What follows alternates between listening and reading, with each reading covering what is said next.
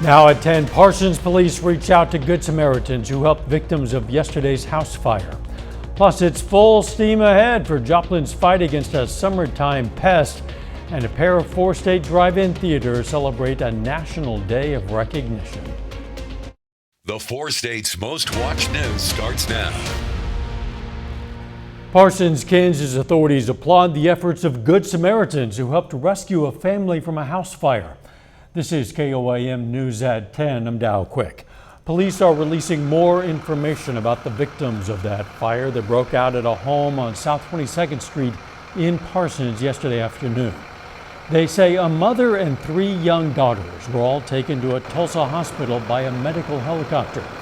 One of those daughters, a baby, is now in the care of relatives. The other two girls are ages 5 years and 18 months. Still no word on their current conditions or the condition of the mother. A man and a young boy apparently escaped from the home unharmed. Police tell us they've been talking today with a number of Good Samaritans who helped rescue family members from the home and helped EMS with the initial triage. Investigators are trying to determine the cause of that fire. Chief Meteorologist Doug Hetty joins us now with a first look at the weather. Well, it definitely turned out to be another warm one for us today. Temperatures right back up into lower 80s for highs, pretty close to where we should be for this time of the year. We started out kind of cool at 58 degrees. 84 is that average high, average low is 63 degrees. 94 was the record set back just 4 years ago. Had some scattered showers, even a few thunderstorms kind of skirting across the region earlier this afternoon. Not much going on now. We're going to stay quiet as we go through the overnight hours for us tonight. So about 68 by 11, down to 62 by 7 a.m., pretty much clear skies. I think our low is going to be right around 61 degrees. Now, we're going to rebound to 77 by 10 a.m., but we are going to see some changes the next few days. Chances for showers and thunderstorms tomorrow night, and then again as we head into the weekend. So I'm going to have the latest on all that here in just a bit. See you soon. 2 weeks before the official start of summer, and the Joplin Health Department's mosquito fogging season is well underway. The need for spraying increased after a wet May. According to the Assistant Director of Health, the chemical used is not a restricted use pesticide. It can be bought over the counter. The fog truck is targeting parks and wooded areas. The fog itself, we apply that at like 4 in the morning. We try to avoid people and pets. If we see anyone out, we'll terminate those operations. It typically dissipates in about 15 minutes. The Joplin Health Department's fogging season ends late July. This is National Drive-In Movie Day. The four states has 2 drive-in theaters, both of which put on special deals for their patrons tonight. Moviegoers could have made their way to the historic Route 66 drive-in just outside of Carthage or the Barco Theater in Lamar. The Barco is now showing movies on their new screen that was built after the old screen was damaged by storms. We've had several donations from different area banks and just lots of other people, because the screen is owned by the Lamar Community Betterment. So and we just had lots of donations from the community towards keeping it going. Yeah. It's been a staple in Lamar, like say, since 1950. So. The Route 66 drive-in allowed cars in free of charge and showed the Lego movie tonight. The Barco Theater in Lamar tonight showed Willy Wonka and the Chocolate Factory for just $5 per car. Bookhouse Cinema in Joplin is going to close its doors for the last time this weekend. While the 60-year-old theater venue will remain open until Sunday night, their management says tonight was the last night for movies. The final showing for that final movie, I Saw the TV Glow, took place earlier this evening. The restaurant and bar will remain open through the weekend, but management says food and drink are limited and have sold out the last few nights, in part due to first-time patrons. Seafood lovers in Joplin might soon have to dine elsewhere. Red Lobster, the company which became the world's largest seafood restaurant chain, filed for bankruptcy last month and wants to shutter several dozen more restaurants. The Joplin location is on the list of possible locations to close. The seafood chain says it had more than $1 billion in debt and less than $30 million in cash on hand. Closure of the Joplin location would be based on whether it can renegotiate its lease. Red Lobster has already shuttered 50 of its 600 locations.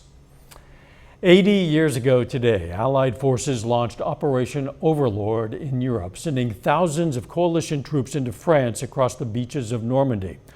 A historic military invasion that turned the tide of World War II against Nazi Germany. Some of the men and women who fought that day are once again at those beaches. Laura Aguirre brings us more from today's 80th D-Day anniversary. We know the dark forces that these heroes fought against 80 years ago. These are perennial. The struggle between a dictatorship and freedom. Balancing the remembrance of heroes past with a defiance to push back against global authoritarian regimes. We're living in a time when democracy is more at risk across the world than any point since the end of World War II, since these beaches were stormed. Savior of the people. The president of Ukraine, a country now in its third year of war with Russia, was among the world leaders attending Thursday's D-Day commemoration. The United States and NATO and a coalition of more than 50 countries standing strong with Ukraine. We will not walk away. The Bidens attended the day's ceremonies with the French president and first lady. For many of the veterans who came, some over 100 years old, this 80th anniversary of D-Day could be the last trip to Omaha Beach they are able to make. And most will tell you, they are not here for themselves. I'm here to tell you that heroes are up there. They gave their life. They gave their life so that I could make it. A legacy of heroes entrusted now to new generations. In their hour of trial, the Allied forces of D-Day did their duty. Now the question for us is, in our hour of trial, will we do ours? I'm Laura Aguirre reporting. Tomorrow, President Biden and Dr. Jill Biden will visit Pointe du Hoc, a famous place in American military history for the heroic climb of Army Rangers up its 100-foot cliffs, where they were able to neutralize German guns firing down on that beach. A Joplin museum invites the public out to a planning session for an outdoor recreation project that's coming up. And Mercy Health hosts a throwback picnic event for cancer survivors. Quality trailers. Patients with a certain type of colon cancer should receive a short course of immunotherapy before surgery.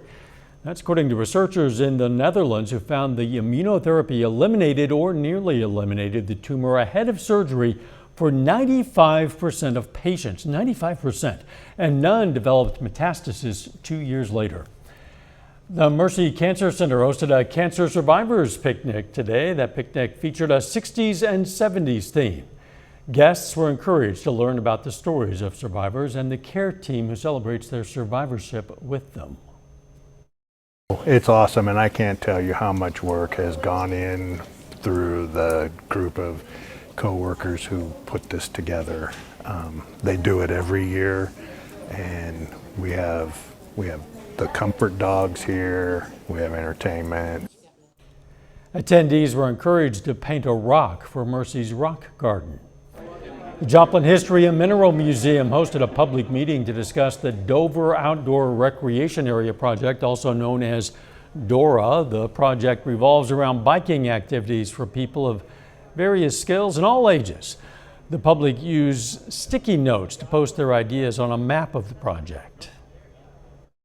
So some of the suggestions are protected bike lanes to the park. So thinking about the surrounding communities, so Roanoke as well as North Heights and the other surrounding neighborhoods that are on Zora. For those families to have easy access to the park, I think is a very important piece of that. That project's going to include more than 10 miles of bike trails, a pump track, and more. A teen from Missouri is now the fastest 8th grader in the state and the 4th fastest in the nation. Marley Campbell was able to catch up with that young track star. She does not like to lose at all. There's fast, and then there's Ella Messner fast. In the moment, it's very painful, but afterwards, it just feels like rewarding, and I'm proud of myself. The 14-year-old out of Academy Lafayette ran a 5-minute, 5-second mile at last week's Hoka Festival of Miles in St. Louis. Ella Messner is your champion. Winning the race and breaking her personal record by 17 seconds. I was kind of in shock at first, I couldn't wrap my head around it. She executed it perfectly, like a master class in how to run the mile. She's now the fastest 8th grader in Missouri and the 4th fastest in the entire country. In her coach's words, sky's the limit for her. She'll start with high school, attending St. Teresa's Academy this fall, where she'll, of course, run cross country and track. I just want to be part of the team. She likes to set big goals for herself, and as long as she keeps doing that, I think she could dream as big as she wants to dream. Ella's going to try to hit another personal record Thursday night at the KC Metro Mile Championships. Folks in Galena, Kansas today came together for the start of Galena Days. Tonight's festivities included a dinner, live music, and a drawing for prizes. Officials say the 3-day event is a great way to spend time with family and connect with the community. That event continues through Saturday with carnival rides, more prizes, and live music. It's also a special night in Frontenac as the Heritage Homecoming Mining Days kicked off. There was a silent auction, food and craft vendors, historic bus tours, and an old-fashioned carnival. The event's a celebration of the Frontenac community and its coal mining history that runs through Sunday. Doug has a full look at the forecast next, and a little bit later, Pitch Day continues to be kings and queens of the track and field jungle. Brock Baldridge has details on the latest honors for the Gorillas coming up in sports. Things on flooring.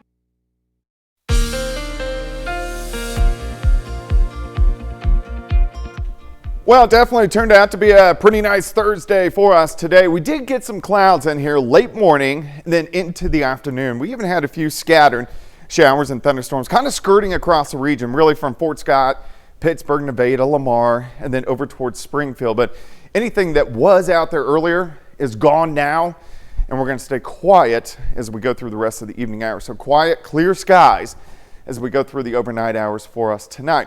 However, we do have some more waves out to the west, and these will start to affect us as we go into the weekend. So let me show you what's going on. See this twist in the upper level flow?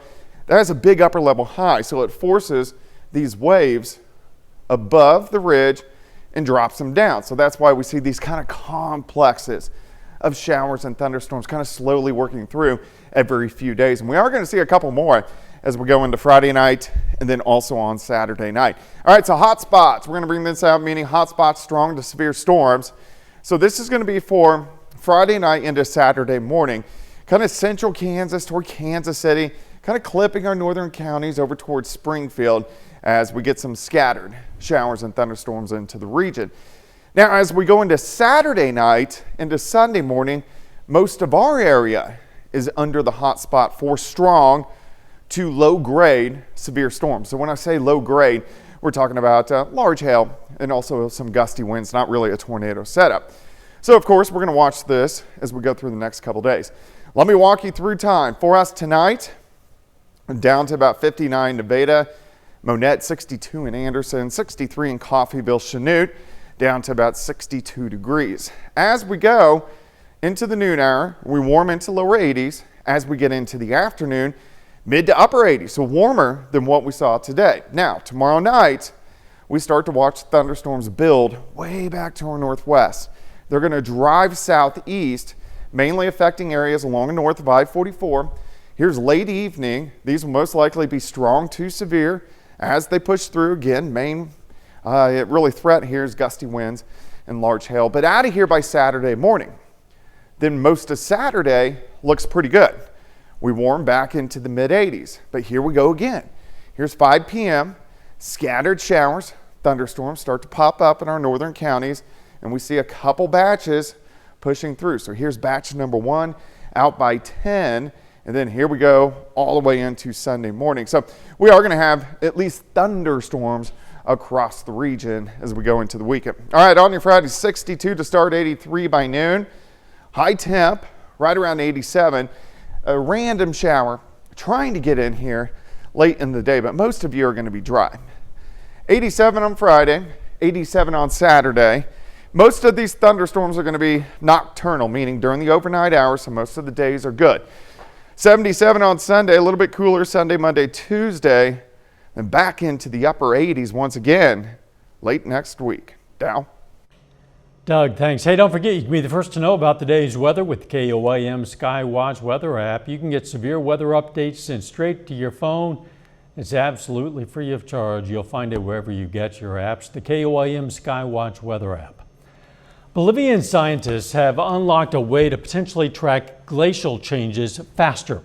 They're using equipment they say is capable of tracking hourly changes to the size of the glaciers. Yeah, hourly. Glaciers contribute significantly to water supplies across the Andes mountain range, and those supplies have been stressed by extreme weather. These measurements help researchers establish a baseline for monitoring changes. The baseline, you can then take actions. You can improve your reservoir capacity. You can make sure as well that the water demand is of course adjusted, or that you need as well to think about more reservoirs. The World Meteorological Organization reported yesterday there is an 80% chance in the next 5 years the global temperature will exceed the 1.5 degrees Celsius target set in Paris Climate Accord. When it was adopted back in 2015, the chance of crossing that critical barrier was near zero. Coming up in sports, Game 1 of the NBA Finals tonight, plus the head coach for Pitt State Track and Field earns a national award. Brock Baldridge has that story and more. Stripe sale is going on.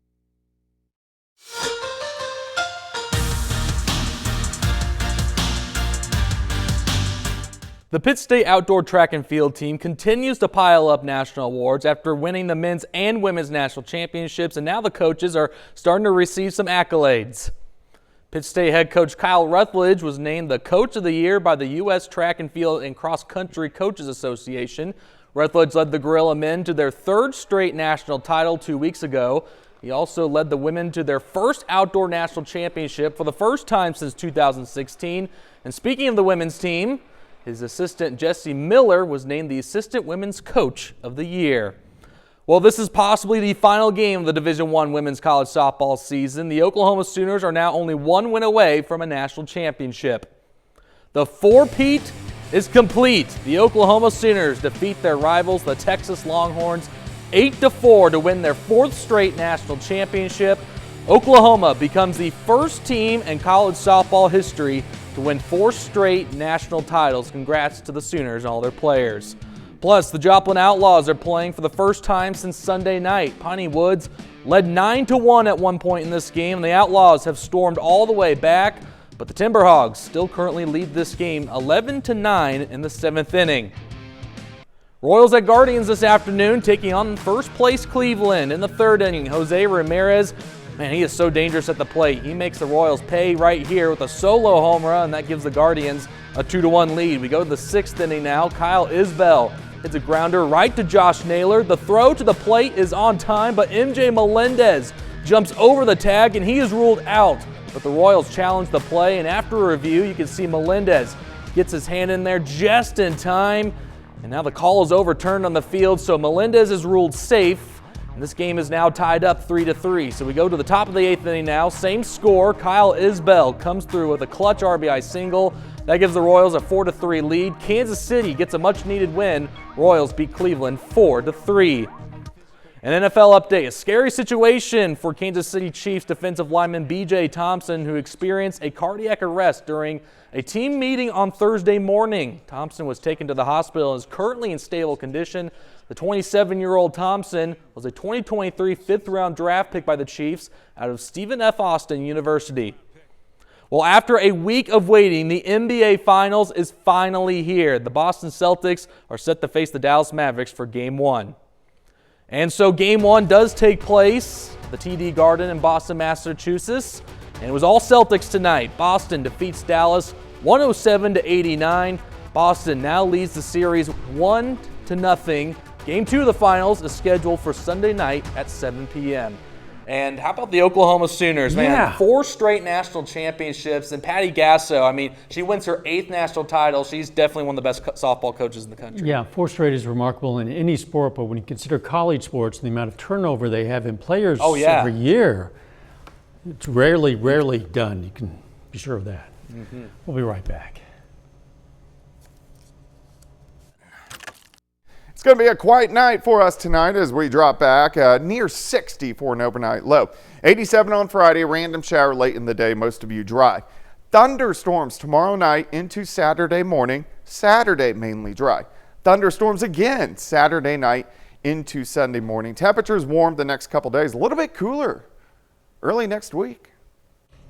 Thanks, Doug. Hey, one of America's favorite sweet treats gets its very own day. The first National Donut Day of the year is tomorrow.